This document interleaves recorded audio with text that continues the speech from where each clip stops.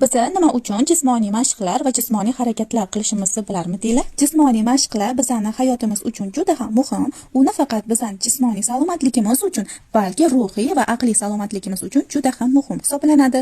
Jismoniy harakatlar va mashqlar inson organizmiga ta'siri juda keng qamrovli bo'lib, deyarli barcha organ va tizimlarning faoliyatini yaxshilab beradi. Misol uchun yurak qon tomir tizimi. Yurak mushaklari mustahkamlanadi. Muntazam mashqlar yurakning nasos vazifasini yaxshilaydi, qon aylanishini tezlashtirib beradi. Qon bosimi me'yorlashadi, yomon xolesterin miqdori kamayadi, yurak xurujlari va insult xavfi pasayadi. Mushak kuchi va chidamliligi ortadi, ya'ni kundalik hayotingizda faoliyatingiz osonlashadi, harakatlaringiz yengil bo'ladi. Moddalar almashinuvi tezlashadi, ortiqcha vazn va semirishni oldini olasiz.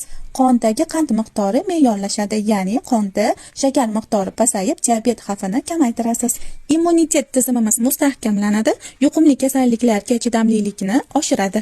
Ruhiy faoliyatimiz va salomatligimiz uchun juda ham muhim. Misol uchun stress va tashvishni kamaytirib beradi. Kortizol, insulin, ochlik va to'qlik gormonlarini pasaytirib, depressiya holatini kamaytirib beradi. Uyqu sifatini yaxshilaymiz, o'zimizga bo'lgan ishonchni oshiramiz, miya faoliyatini yaxshilaymiz, xotira va diqqat faoliyatini yaxshilaymiz. Xulosa qilib aytadigan bo'lsam, jismoniy mashqlar inson hayoti uchun juda ham muhim. Har bir inson o'ziga mos keladigan mashq turini tanlab, muntazam ravishda shug'ullanishi kerak.